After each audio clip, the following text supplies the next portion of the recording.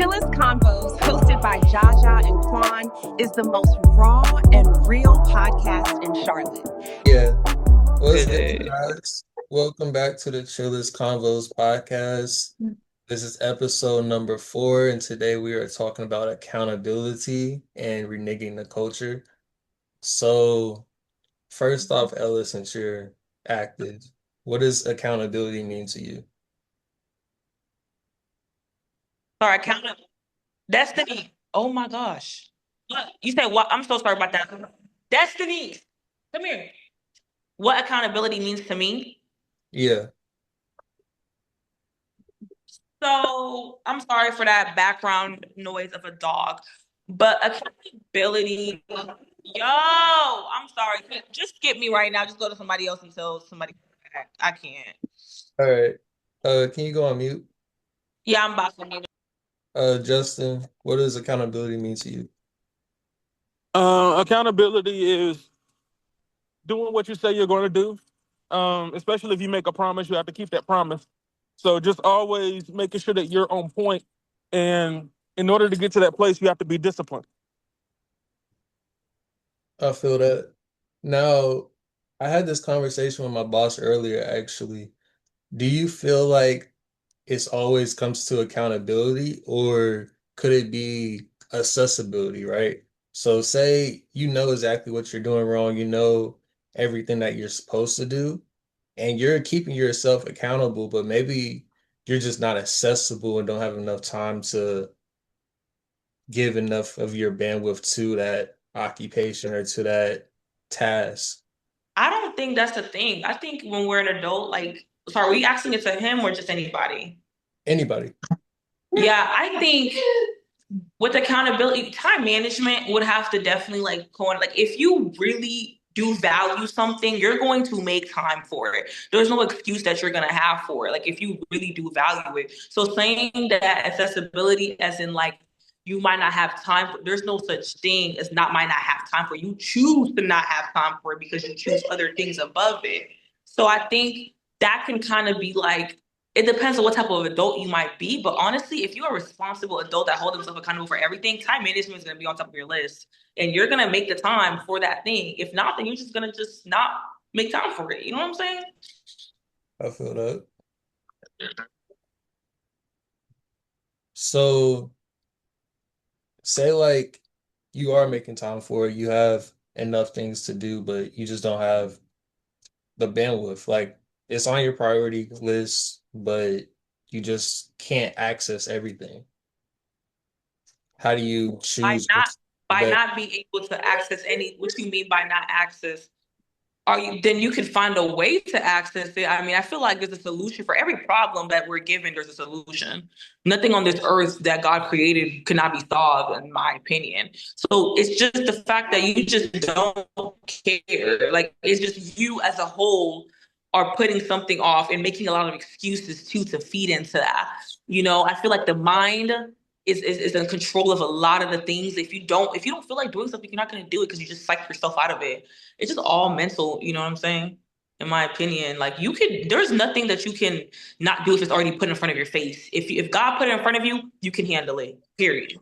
If not, then He wouldn't put it in front of you. You know what I'm saying? You're just making a lot of excuses and going around the paths and everything like that to avoid the situation which was given to you to handle.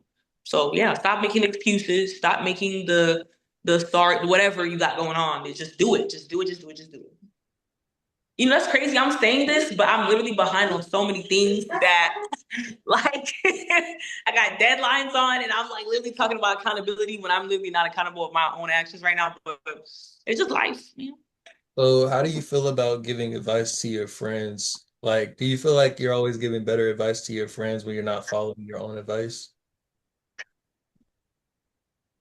So on with me, I'm not even gonna lie. I don't give advice if I'm not following that same thing. Like, I know myself. Like, because the thing is, when you're friends, like, you know each other's personal lives. I don't, like, for me, like the blind, I don't like that. I don't like that term, but it's a very accurate term. If I know that you're not doing something, I'm not gonna take you seriously. Like I'm not, and that's in every situation, not just your friends. It could be a pastor. You know, this pastor is doing some crazy stuff and he's trying to tell me how to do right. I'm not gonna listen to you because you have not been doing right. That's hypocritical. So personally, for me, I don't give advice if I know I'm not following it. I'm literally not gonna tell it to you because I'm like, I can't even do that because I'll be hypocritical. I don't want to seem all high and mighty. Me and my friends, we're on the same age. We make the same mistakes ish, but we're still learning. I'll probably go to somebody older than me, but thank you. She was like yelling for me, but like we give each other, we bounce off each other's ideas, and if I don't like what I'm hearing, then I'll go to the next person for it. Uh, to add to what she was saying, I think a major part of it is also prioritization, because like you can be accountable, you can know what you need to do, you know how to set a schedule and plan for certain things, and as she hinted to earlier, solve problems. But sometimes if you're dealing with more than one thing and you consider yourself multifaceted, or you find yourself in a capacity where you have to juggle more than one thing, you have to sort of analyze like, okay, which is greater right now, which needs my attention and my focus right now versus something else. And if you're not able to do the other thing, or you have to make some sacrifices, other parties should be able to understand, because they know that you're typically the one that shows up to solve whatever issue there is, or you're the trusted one, or they trust your intelligence or your leadership, and they trust that you are capable of handling things. So you have to prioritize what needs to be handled in the right time and the manner that it needs to be handled in. Hey Jabari, I'll just jump in and throw little jabs every now and then, seeing now I'm the one with the most wisdom on this call. I don't want to say I'm the oldest, but I think the everyone has made exact comments in terms of what it looks like, what it feels like.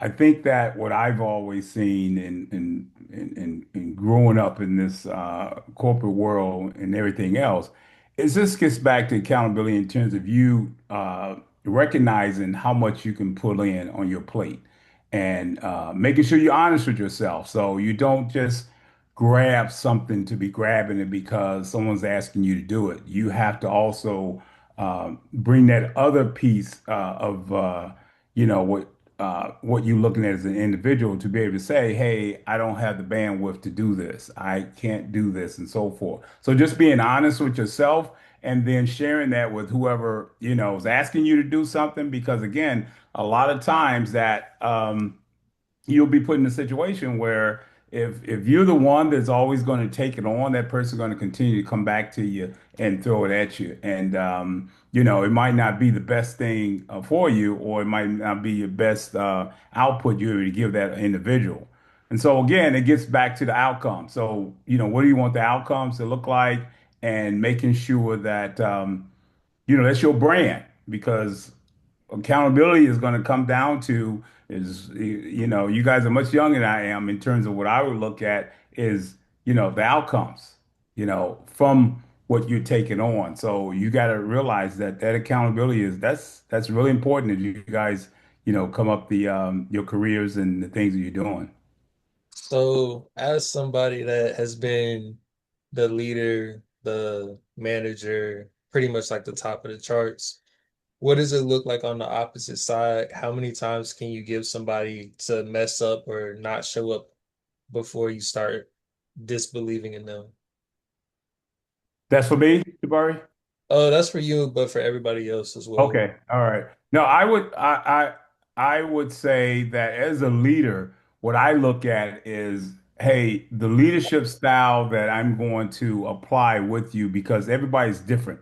So I can't look at you in terms of saying that, hey, the job you've done is a reflection. The results I'm seeing is a reflection of what you put into it. If I didn't give you the right leadership, so I'm not going to judge you unless I'm sure that I applied the right leadership, and which I call that is situational leadership, because every situation is different, and someone taking on a project might take on a project that they're good at, but at the same time, it might be something totally new. So the leadership style you're going to do is make sure it's more directive Versus if something they've done before, it's going to be more situational where, you don't have to hover over them and so forth.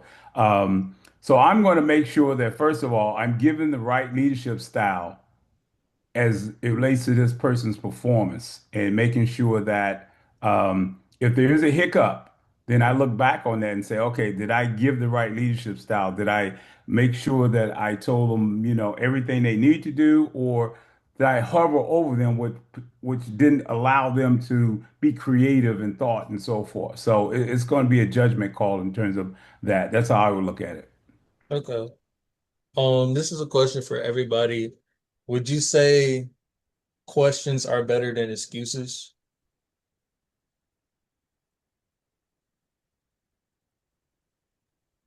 Justin? Um, that's a really good question. Are questions better than excuses?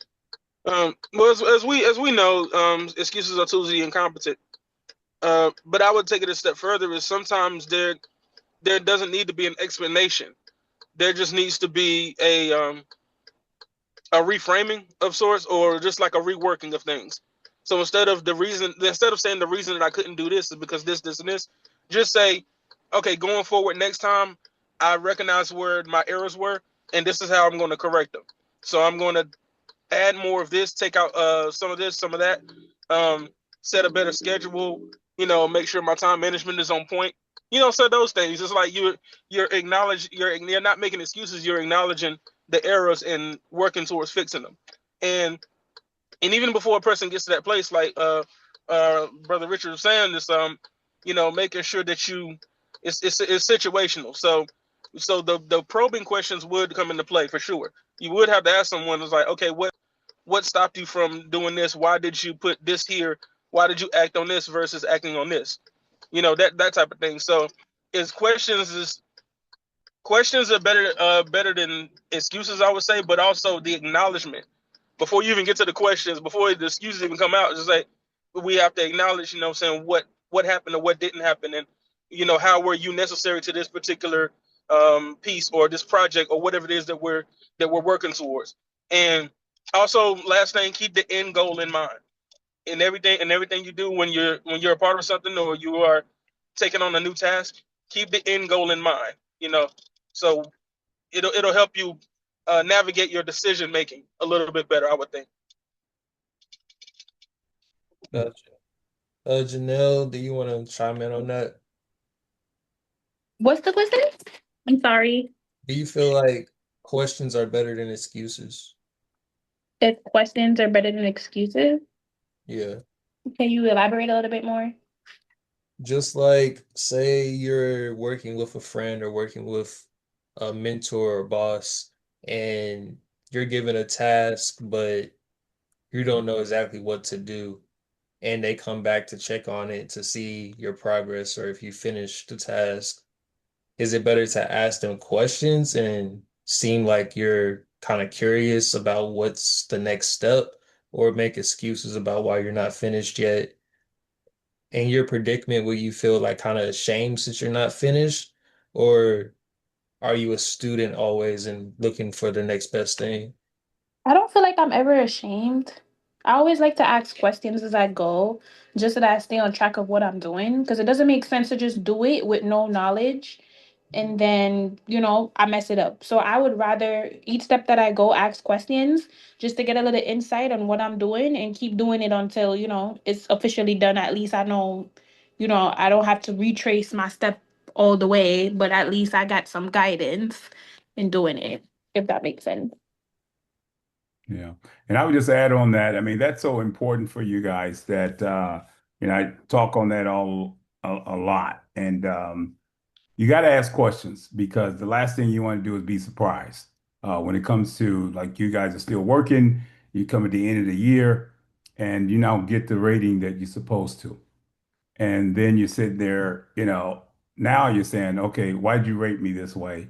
Or why did I get this type of increase and so forth? It's too late. So it's very important to be asking questions in terms of being clear with any project or anything you're working on to make sure that there's no issues after the project timeline is done or in between. Um, So that's critical. Make sure you're getting your questions up front. Most definitely. So, with the new year coming in, with it still being January, how do you guys feel about resolutions, but also reneging your resolutions, as far as committing to something, saying you're going to do it, and then you end up not doing it, which is part of being accountable to yourself?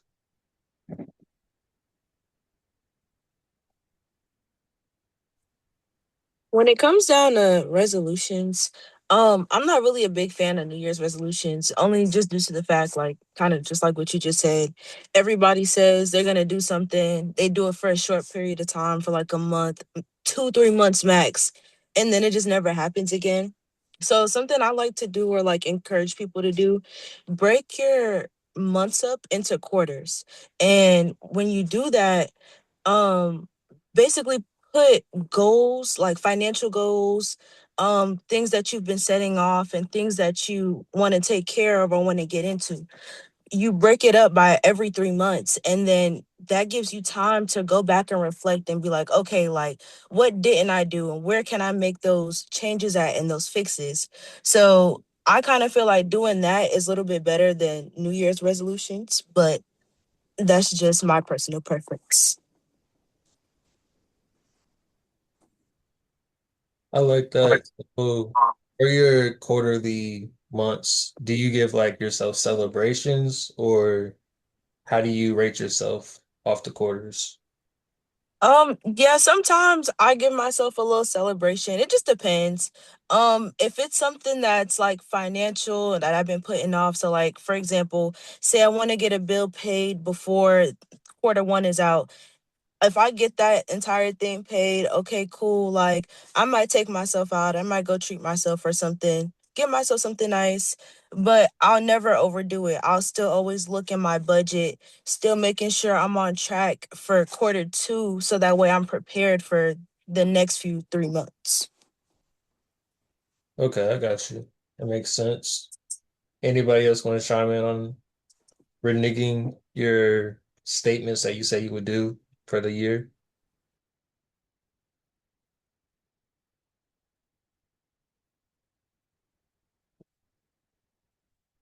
No. Nothing else, sorry. No, you're fine.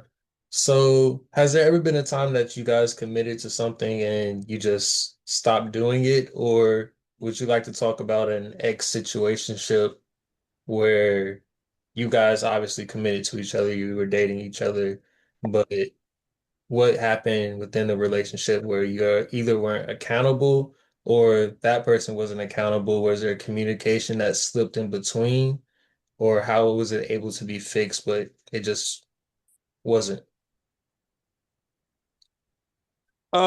If I may, I think the question you asked is a great question, but it's like some other stuff you added in there. So I guess I can talk about one specific part, um, about committing to something, especially when it comes to relationships. Let's just narrow it down a little bit. So I guess one of the things that I didn't do, I didn't stick to my guns, in a previous relationship.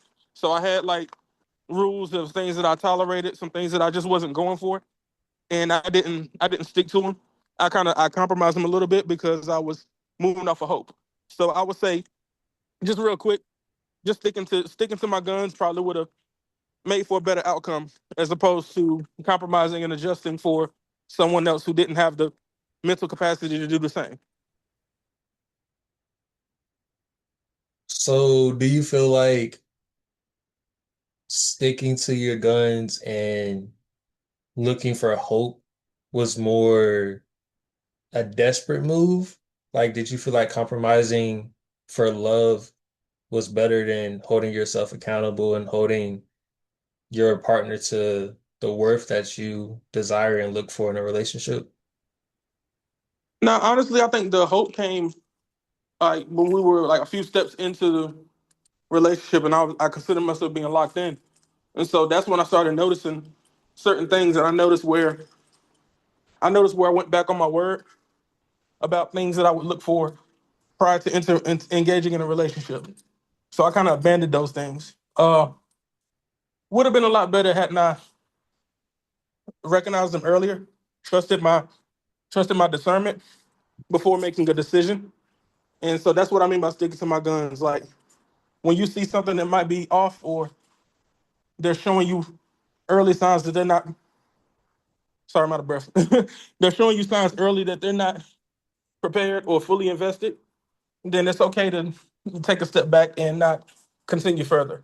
And I didn't do that. I just kept going because the hope has already, I'm already invested. I'm already locked in and I didn't want to abandon that situation or run. I got you. Quan, I see you shaking your head over there. You got something to add to that?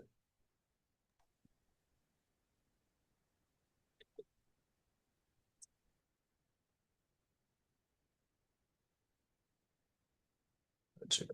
Is he on mute? I think his audio is not working.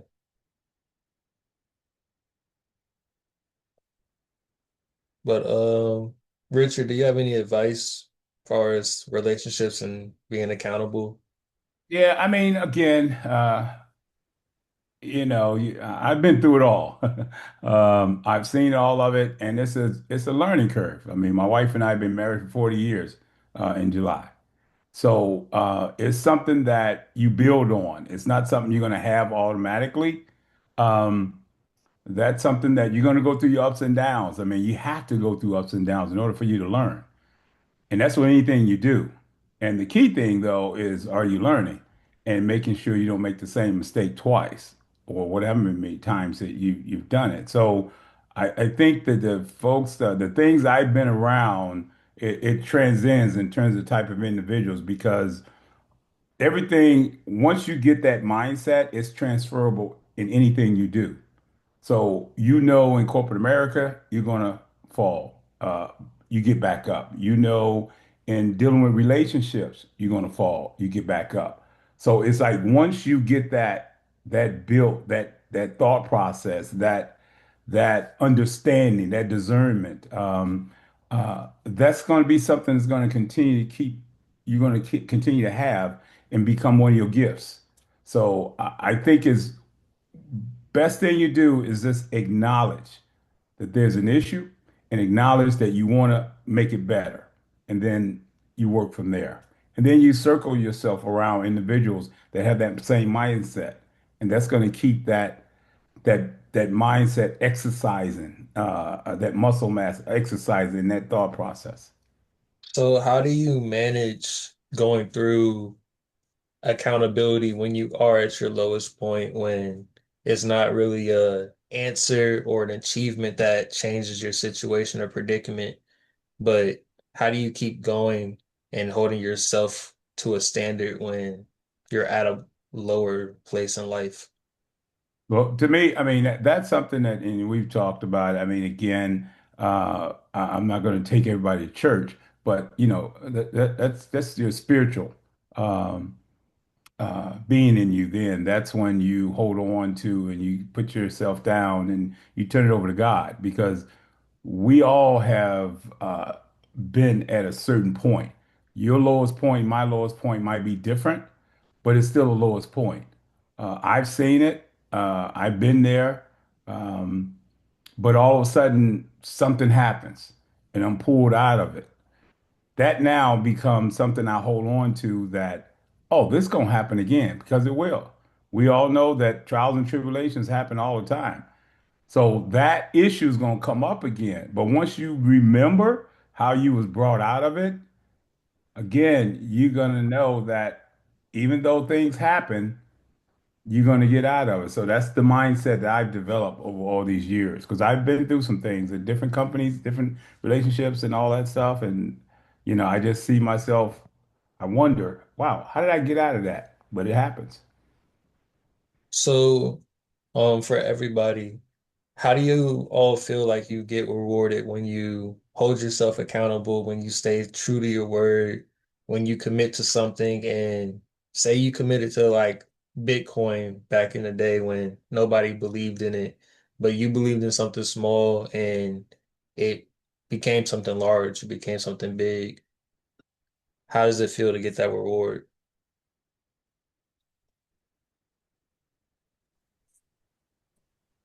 Hey, this shit. Yeah, maybe my shit don't work. Nah, we can hear you. Wow.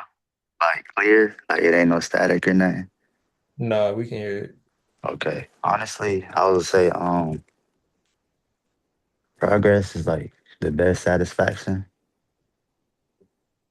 Progress is what keeps you actually like motivated. It keep you good. You don't see that, you bound to definitely fall off and stop doing whatever you're doing. So, do you feel like progress is better than a trophy? I feel like progress is the trophy, if Mm. that makes sense. But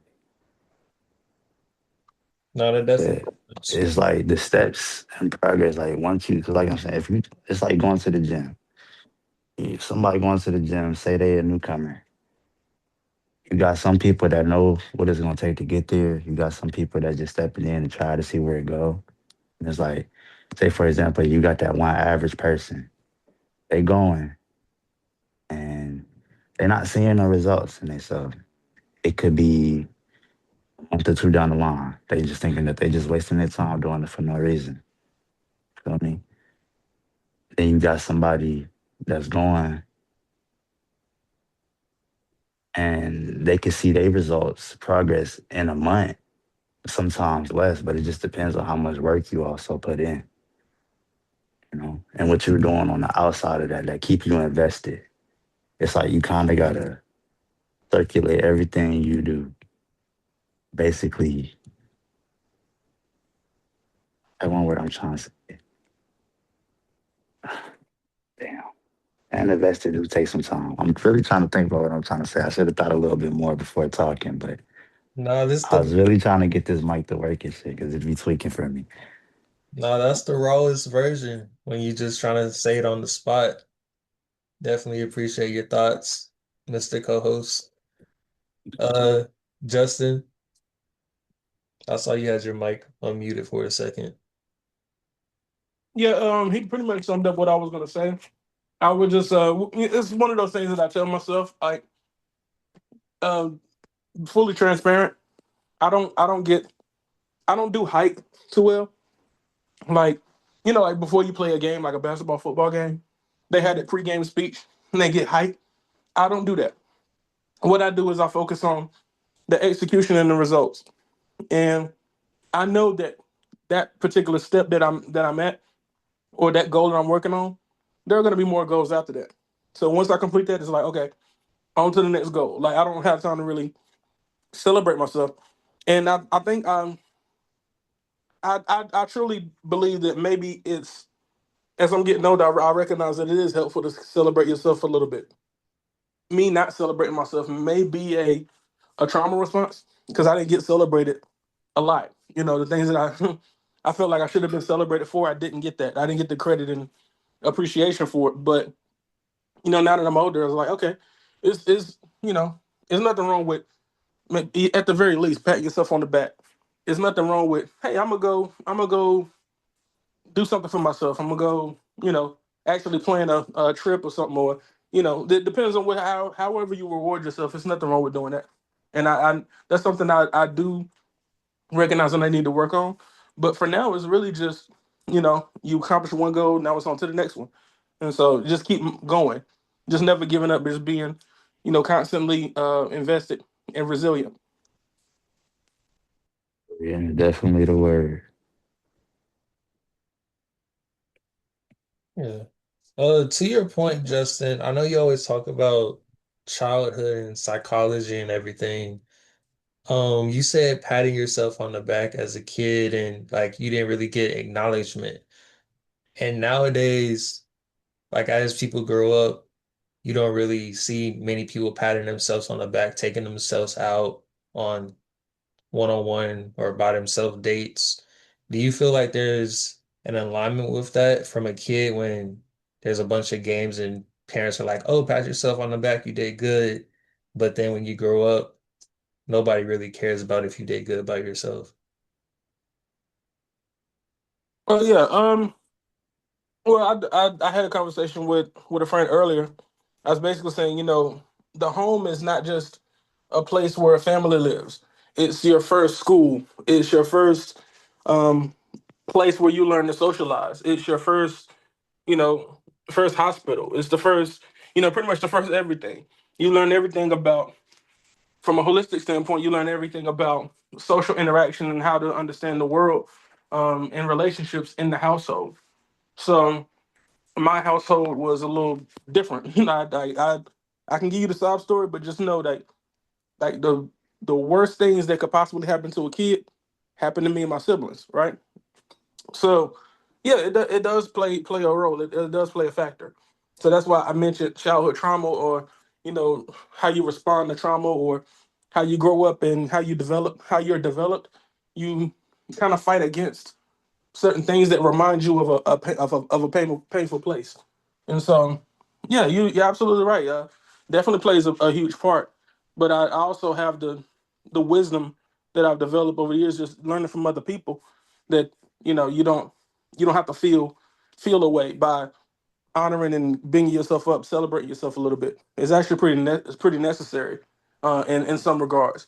And again, it does a lot for your overall mental and spiritual health too, because it you can kind of reinstill confidence in oneself by doing that, just being consistent with it.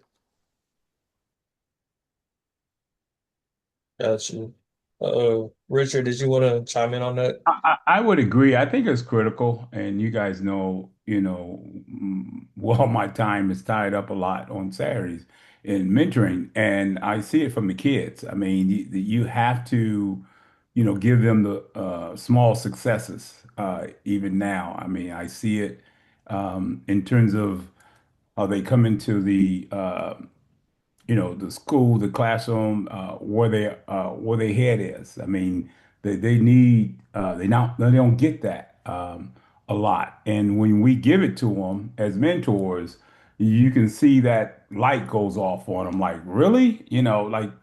Like really, I'm getting acknowledgement. I'm feeling good about this. And so that's the whole thing around, what you see in our young black men and the kids. In terms of it starts at home. And if they're not getting it at home, it started turning to that what we call, and you guys probably heard, imposter syndrome, because they start thinking, okay, do I belong? Am I good enough to do something? And that's something that takes a while for kids to recognize change as they move on, because that's going to be critical for them. And when you get out there in the competition and all that, so it's so important to celebrate small successes and make sure that individuals are getting that pat on the back as much as you can, especially as it relates to the situation we're in now and so forth. So I agree. Most definitely. Quan, did you have something to add to that? Yeah, childhood wise, I was the only child till a teenager, so a lot of stuff that happened to me, I kind of I didn't really go through the "do I belong here" stage, because it was like it was only me. You know what I'm saying? I didn't really have worry about none of the other stuff. I had attention. I ain't gonna say I was spoiled, or even if I was spoiled, I acknowledged it early to the fact that I didn't want that. I kind of came to a mature stage for a kid, if that makes sense, like early in life. I know like was already understanding, and adults was already having talks with me, letting me know things. I, I'm in a jiffy there, but like I'm not for real, not early. Most definitely. Um, don't get too personal if you don't want to, but since you were like the only kid in your family at a certain point in time, how have you seen like your parental figures grow or change as your sisters came about? And how did you lead your sisters knowing what to do and like how it is to work in your family?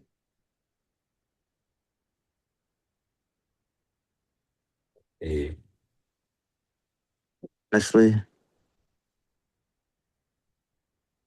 well, I was with my grandma most of my childhood. Like my mom didn't have me. Dad was locked up. I had one of them childhoods where I was like sort of like raised by women for real. But I had male figures in my life. But when I came, okay, let's see, my first sister was born in 2013. Around that time, I'm like, what, 12 going on 13 type shit. Seeing an adult change can be crazy. Because, my mom, let's say, she was dealing with me for about 12. I ain't gonna say she had me, but she had me. So when she had a whole new kid and seeing how she was like raising it, it kind of make you think like, dang, like, you feel me? Was it like this for me? Was there You any know? jealousy in there, or was it just curiosity? I'm not gonna lie. I had that. That's a good question. Because, I could never speak on this for nobody, but I ain't gonna say always had, but it was that point in time where that thought, like, damn, why you wait so long? You feel me? I'm damn near grown. Now you trying to put siblings in my life when I was the kid that popped the question. When you going, you know what I'm saying? Because I already understood how that stuff works. So I'm like, when you going, um, as far as my sisters and teaching them, um, I'm honestly still teaching them. You feel me? Because they still got a lot to understand. They young perspective. My mom had them.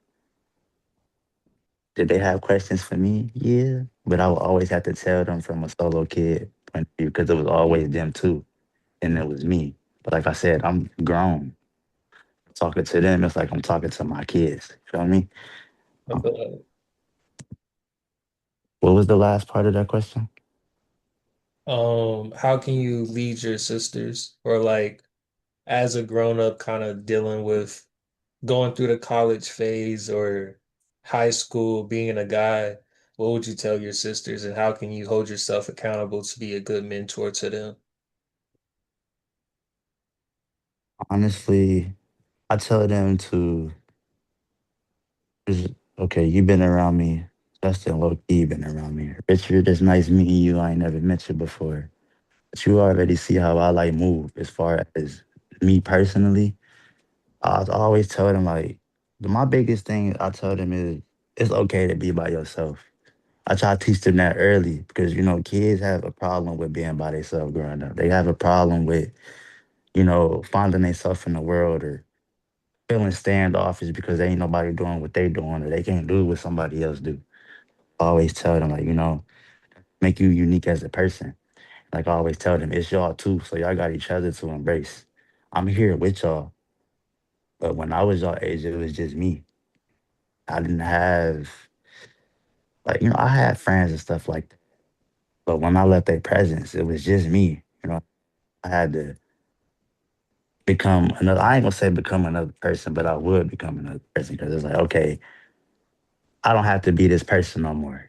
Like, I don't have to pretend to be somebody that I'm not in front of this group of kids, or I don't gotta, like when I'm by myself,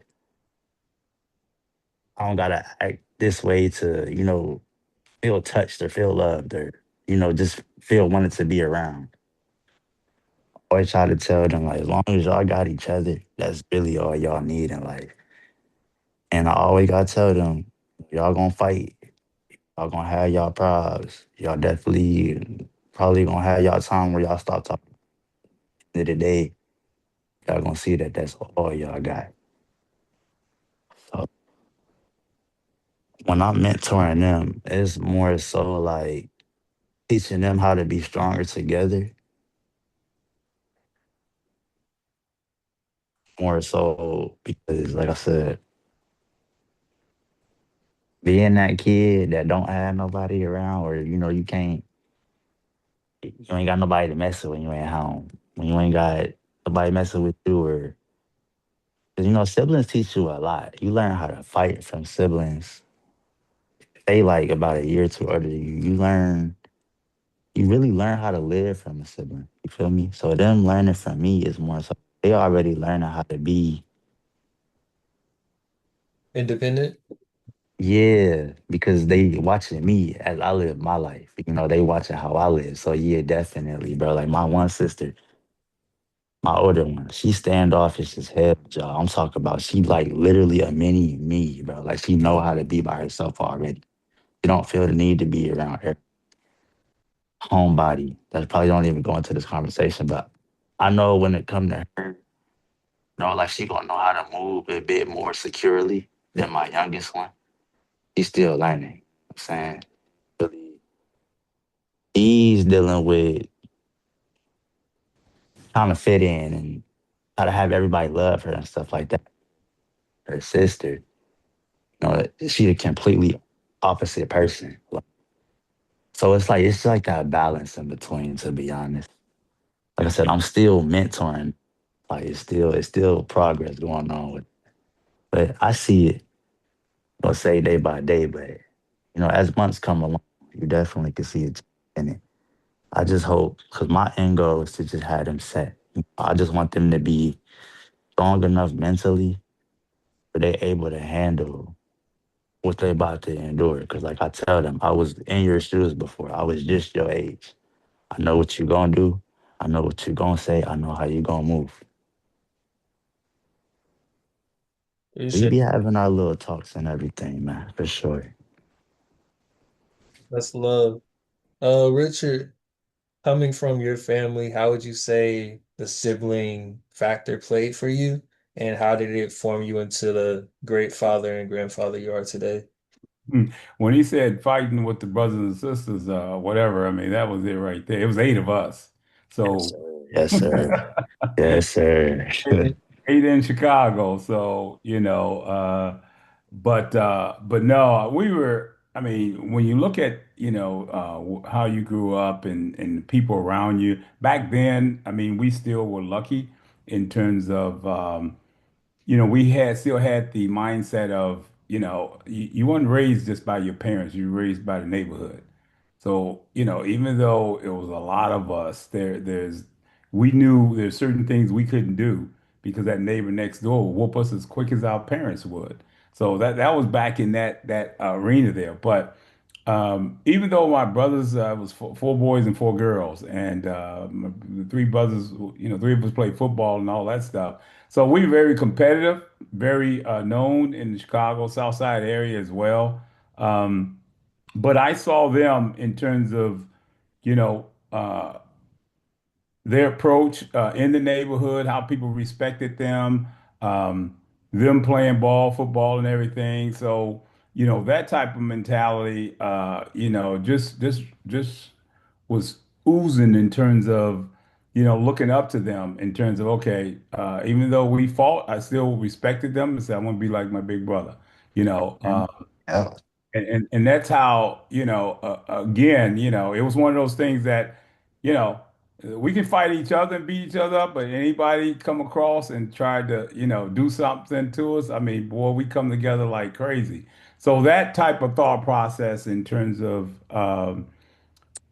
support and all that really, stand out with me, coming up. It was, one of those things where, again, I look Hmm. at those trials and different things we did, and it definitely, kind of shaped who I am today, and then how we helped each other, and that's what keeps me strong in the mentoring aspect of what I'm doing here in Charlotte and so forth. And I see it with the kids. We got, almost 80 kids that we mentor every other Saturday. And I see the things they going through. And I think about it in terms of, okay, how can what I've been through help them? And that's why I get up and I tell them, guys, I can stay in bed on a Saturday.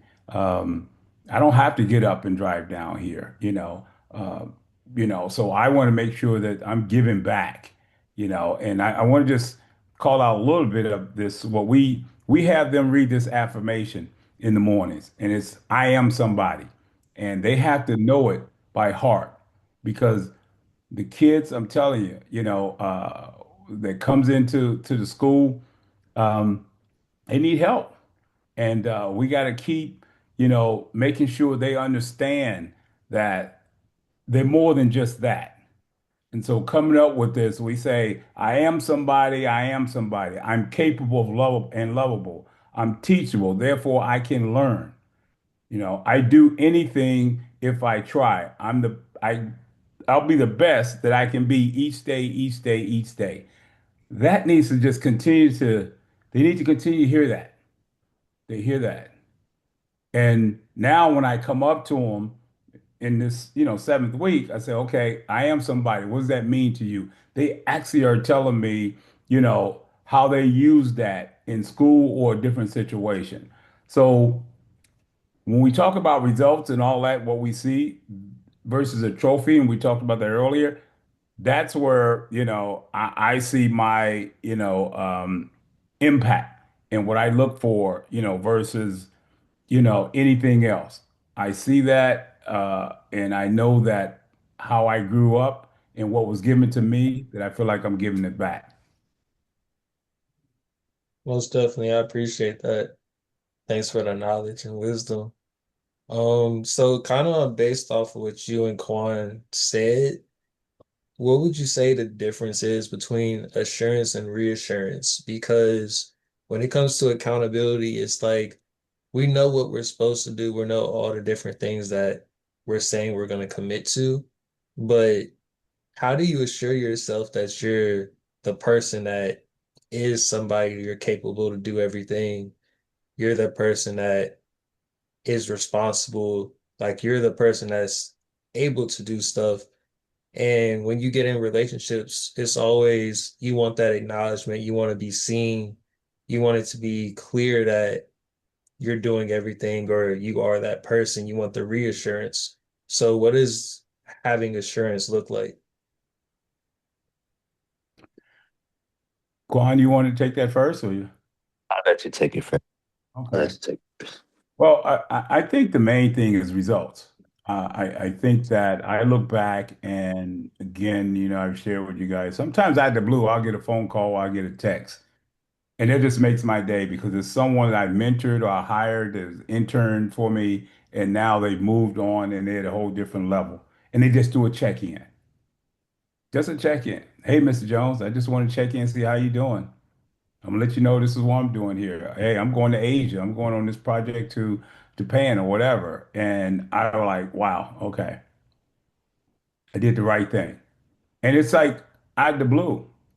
So that's where I look in terms of God has a plan for all of us. And I continue to see, every time I turn around that I'm getting something else to do. I'm supposed to be retired, as you guys know that. But here I am running, Groove by Groove and 100 Black Men in Charlotte, and so it's giving me more. So I'm reassured that, hey, you're not done yet. I got some more for you to do.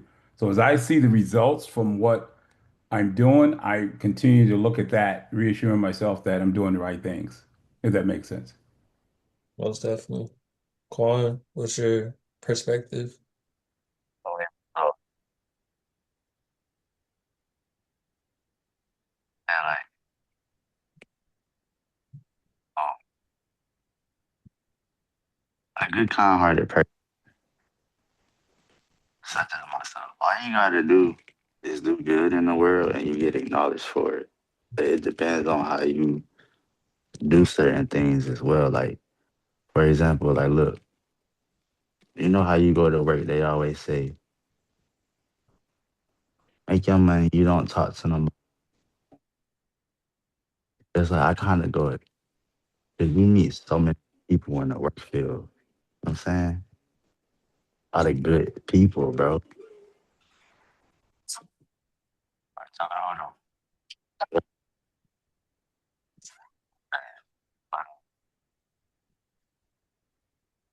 It's like, you being me, doing good deeds and everything. I'm like, I'm known in there, but for good reasons.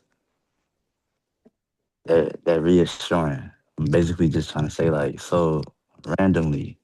And it's somebody that I ain't gonna say talk to often, but I say what's up. I help out if I need to. We just catch each other, it just be a quick little combo. And like out of nowhere, like I'm working, he come up to me and he like, I gotta tell you something, man. Like, you are you speak to everybody, you always smile, people love you, like they wanna talk to you. Like it's always where's Quan? What's that? And I'm like sitting there looking at him because I'm like, dang, good deeds do count as results. They actually people see that. So it's like MVP in there to them. Him telling me that, like, let me, because I ain't gonna say he the first person to say that. People would say stuff like that, but it wasn't as long and detailed and brief as his description. So it's like, dang, like maybe I really am doing something, and it's for the right reason. It's like it feels right. You know. Uh, so reassurance provides assurance. Ella, I know you had your hand raised. I don't know if you're available still. Yeah, no, I'm still available. So can you kind of restate your question real quick? Because I thought of an answer, but So the question is, what does assurance look like, and why do you like to get reassurance? so I feel like it obviously can't with reassurance, it can't be with words and more with like actions. I think that's what somebody else just stated about the results and like what somebody else or you as yourself is doing to kind of like to show like your consistency and how like you're making a better change towards that. Um what I would just basically say like your actions. Yeah. Consistent actions that make you reassure. Like if you need somebody, if you need like to know whether somebody like is reliable and you need that reassurance, honestly, their actions will honestly be the only thing. Like I remember earlier you guys were talking about how the whole work situation where like with the mistakes and all, like if this person is showing you time 6 days out of the week, but then the one time that you fall, like obviously as they keep I'm so sorry, I'm super distracted right now. But yeah, long story short, a consistency on one person is definitely what would show your reassurance into them and stuff like that. That's Got it. She Justin, said, she speak. on. Yeah. Um, when you talk about assurance and I was thinking about the Tupac song. I was thinking about Dear Mama, and I guess one of the better lines in the song. He said, "There's no way I can pay you back, but my plan is to show you that I understand." Um, so there is a plan in place. There's a process to before you have assurance is insurance. So I'm yeah I'm going to ensure that I'm committed to letting you know that what your efforts aren't going unnoticed, right? And I think that's critical in a relationship, regardless of what type of relationship it is, whether it be a symbiotic relationship between two people or business relationship, organizational relationship. Being committed and showing the other person, or showing the group, the organization that you are recognizing them, and you understand their talents and abilities. You understand the gifts and what they bring to the table, and you acknowledge. Just making those little small efforts. I think a lot of times we become preoccupied. That most of the time it's unintentional. I don't think it's anything intentional. You become so preoccupied that you forget that there's a person, or there's someone on the other side making sacrifices. They're putting in the work. They're uh, doing all the necessary things to ensure that the engine of whatever this thing that we're trying to build is sufficient. And you have to acknowledge the engineers. You have to acknowledge the people behind the scenes that are putting in the work sacrifice and time, energy, some oftentimes money. You know, because if they're not appreciated or feel like they're taken for granted, or you only acknowledge, excuse me, you only acknowledge them or recognize when they mess up, right? If that's all that you're doing, then they may feel unappreciated and they may want to actually do less, and it becomes almost like a natural reaction. It's like, it's like you hit them with, you blindside them and say, oh, you didn't do this, and it's like, why didn't you do those things? And it's like, wait a minute, I've done 99 other things out of the 100. The one thing that I didn't do is, now you're saying that I'm not doing enough, I'm not doing my part. And you never want to make anybody feel inadequate or they're not contributing enough, especially when there's evidence. So you have to take time to acknowledge the evidence, show them that, plan and plan to show them that, ensure them that whatever efforts that they're putting in is meritorious. Yeah, I really do like that. And I want to like say with that, since we're speaking, like if it's like based off like somebody else and like, with the whole reassurance thing, like you stated, like showing somebody that you are a consistent and active person that and upholds what they say, like they're like your word, because you can't say, oh, I'm gonna show up and not show up one time. You know what I'm saying? Like you might like mess up one time, but then at the end of the day, like you show six out of the days of the week that you are actually consistent. You show up every time, you all everything that you say you actually go through, and that would give you the reassurance into somebody that, okay, this is somebody that I trust, that is that is consistent, and that could I could hold accountable for their actions, because they actually have proven to me that that they are a very consistent person. But I really did like that you mentioned that. Yeah, and I will Feel also that? say, I'm sorry, go ahead. yo, Corn, real just real quick, I want to make sure that I give us a few quick acknowledgments. Um, Definitely, Jabari. I want to I always let you know that you're appreciated, and you always show up and you take on a lot, and you do it with like a shrug, like, oh, it's nothing, it's no big deal. Definitely just continue to do that. But the advice that I gave you earlier, making sure that you know what I'm saying, focus on, take some time for yourself and definitely get some rest, because I don't know if you ever sleep. So yeah, just like those little things. Rich, we've already talked before, like, what I'm saying, you took on a task that you did not have to take on. You could be chilling with your feet up, you know what I'm saying, just relax. But you don't really relax. You don't stop working. You do great work, and I truly appreciate your I truly appreciate what you're doing when you don't have to. That's literally, what integrity. That's what integrity looks and feels like to me, when someone doesn't have to do something, but they volunteer and they are committed to it as well. And Corin, man, shout out to you, bro. Just being super chilled and introspective all the time. You know what I'm saying? And always coming up with a great idea, and always being willing to help and make sacrifices and take off work to do that. So I definitely appreciate you guys. Yeah, Ella, I appreciate your sense of Yeah. humor as well. I don't want to forget about you. Yeah, Um, no, I no, thank you, thank you for not forgetting about me. But I do want to say too, like I do see like what you guys all like try to do and everything like that, and I do like, since I am like a part, or trying to be a part of what you guys have going on. Like I do want to show you guys that, like, like I can take on some of your burdens as well, with either planning or like any hey, financial aspect of things. Like, since I did commit myself to this thing, like I do want to also give my 100%. Now that I have more time in my life without being in school, but like, you can rely on me, then like just like you can rely on Jabari or Quan or like Ari or anybody else. So I do want to say that for sure. Like I'm not just here just to have fun, like, I got you. All right, it's good. It's good work though. It's like, it's a lot of fun work, and it's good work, and it has a purpose. And it's still kind of early, but I definitely in say the yes, future, sir. It's still kind of early, but yeah, it's we got are some. We got some. gravitating Woo-wee. towards a higher.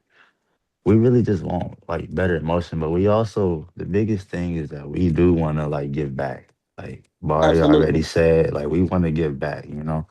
That's our main goal. Like we do want to build, but we want the fan base, but we also want to return the love. Just keep it circling. absolutely, And you want to build your legacy. That's what it comes down to. When you are able to step away, that it keeps going, because otherwise, you're just churning. So anything you do, you want to be intentional about it, and you want to make sure that you lay in the foundation that once you walk away or you can walk away, it's going to keep going. That's going to be the measure of success in terms of your leadership. So that's what I always preach to the guys. And, definitely, I just appreciate being on here, Jabari. I mean, I'm proud of you, man, pulling this together. Um, and again, I mean, it's the small things, as I tell everyone. One of the things I always say, be intentional about your connections. You know, um, when you build your network, there's three layers. One is the ones that's going to help you. One is the ones going to influence you, and the other one is the ones that's going to make sure that, you making your dreams come true. And you deal with each one of them different. So all the years, and it don't have to be nobody look like you, because I had a lot of mentors, but the key thing is having a sponsor. That's what the key is. At any organization you at, you can have some mentors, but that sponsor, that's the one you want. The one that when you're not in that room and he ain't letting nothing happen to you and he's there speaking for you. That's the one you want to make sure that you can put your hands on and know who that is. So that would be my last feedback, as I'm sure, probably close this out. Yeah.